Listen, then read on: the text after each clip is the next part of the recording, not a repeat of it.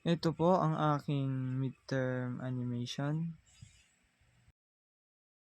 Makikita niyo po dito yung mga layers na ginamit ko. Ayan. Pinaghiwa-hiwalay ko po yung by color. Ang ginawa ko po dito is every folder po, ayun po yung parang mismong layer niya. Tapos imbis na by part, inusog-usog ko na lang po yung layers. Kaya ang dami niya pong patong-patong na folders. Inuna ko po dito yung sketch, then sa ilalim po ng sketch yung mga colors. Siyempre sa pinakailalim po yung background. Huwag nyo rin pong kakalimutang i-rename yung folders para hindi pa kayo malito.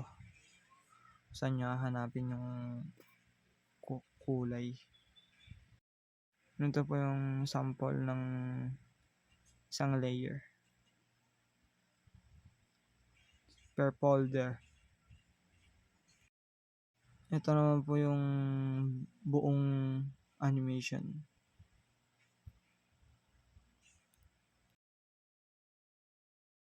Dire-diretso lang po yan, wala po yung cut. Kaya may mga part po dyan na mas marami pong frame per second kesa po sa iba na meron lang pong 8 or lower pa.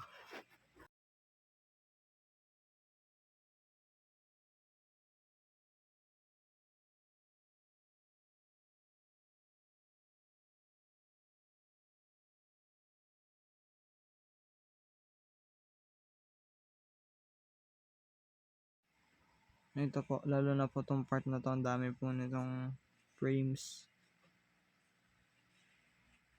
Kasi para mag-smooth po yung galaw. Yun lamang po. Thank you po.